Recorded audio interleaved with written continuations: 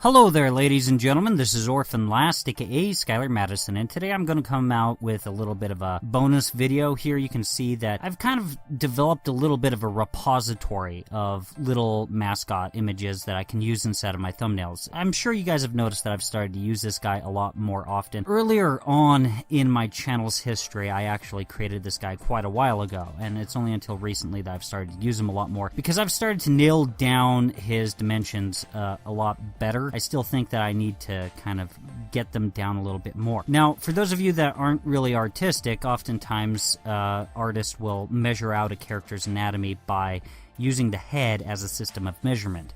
So I went ahead and took a picture, posed a little bodycoon character, put it on Dropbox because I took the picture on my phone, and then from Dropbox I went ahead and planted it into Krita. And here you can see me kind of still working the pose a little bit. It also helps me transform him into the dimensions that I need. I need him to be from the clavicle or collarbone down about 3 heads long, okay?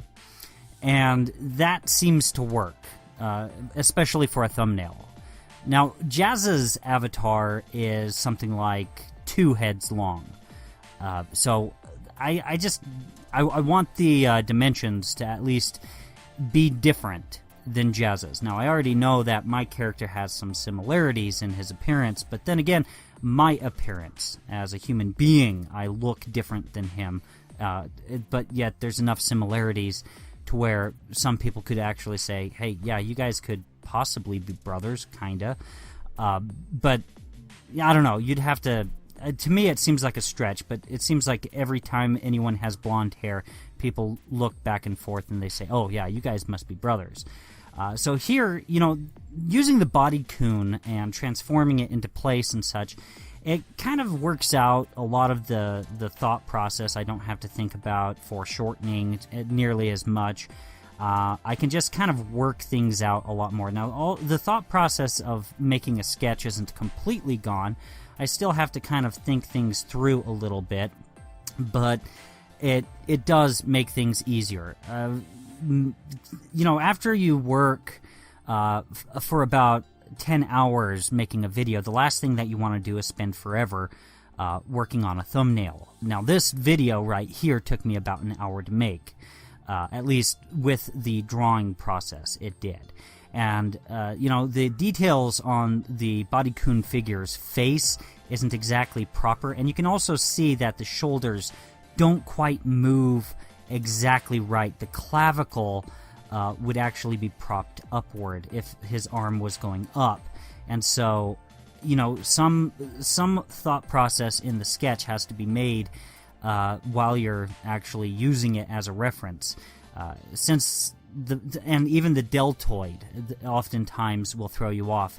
The deltoids tend to be too large, and I have a few of these in the mascot repository where it just doesn't seem to work out very well. Now, Jazza, he has a thumbnail that's kind of similar to this one where he has his mascot doing a sexy pose, and, you know, I kind of wanted to do something kind of similar just for this video, I guess. I might use this pose later on or something.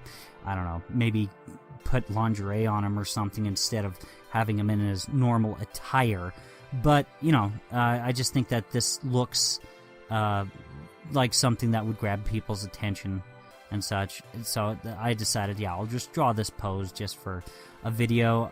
I've been kind of advertising, hey, look, I've been drawing a lot of this guy this week.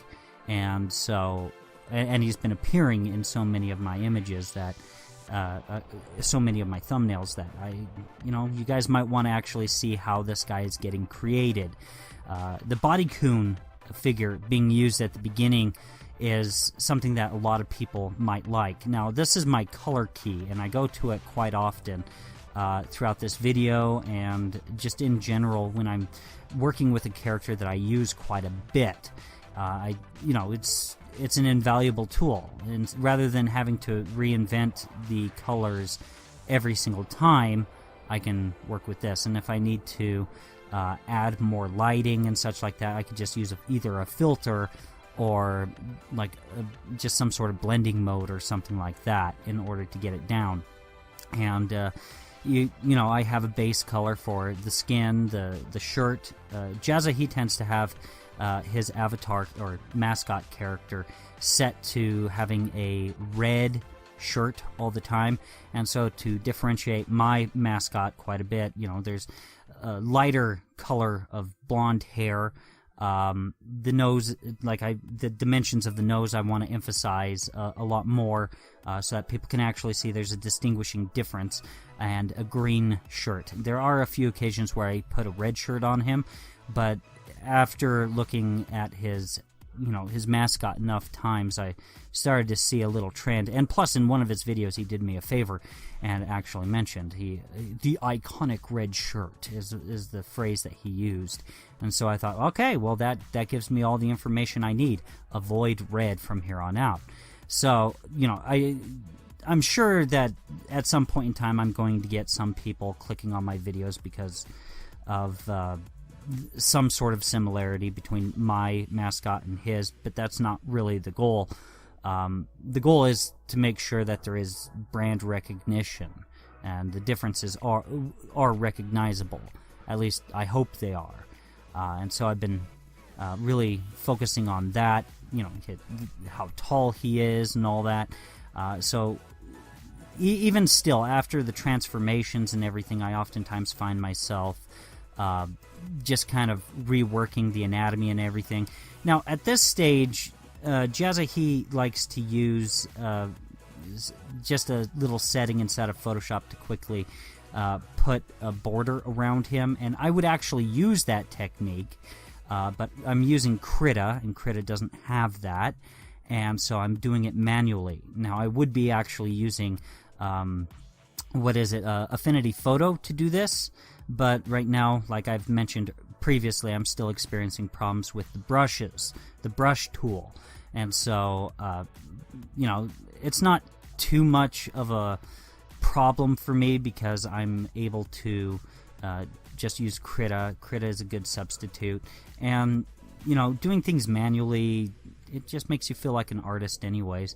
And some of the lines aren't perfect, but once your image gets shrunk really small, you don't have to worry about perfection as much. But at this point, I was mainly concerned about, well, I need to have some of these lines be a little bit thicker so that they register once the image is smaller.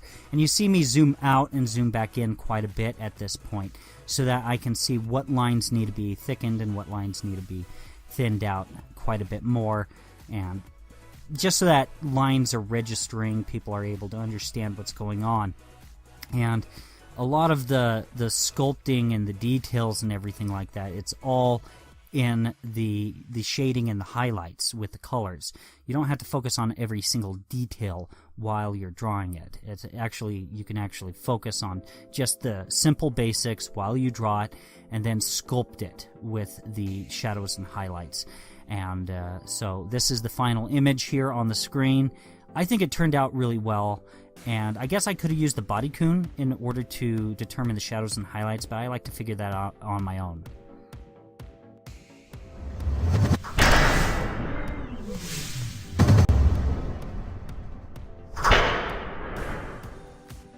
Anyways, guys, that pretty much concludes it for this video. If you guys enjoyed it, please like, share, and subscribe. And if you guys would like to get more notifications from me, feel free to click on the bell or subscribe to me on Twitter. And if you guys would like to see more content from me, feel free to click on anything that's appearing on the screen right now. Thank you very much for your time.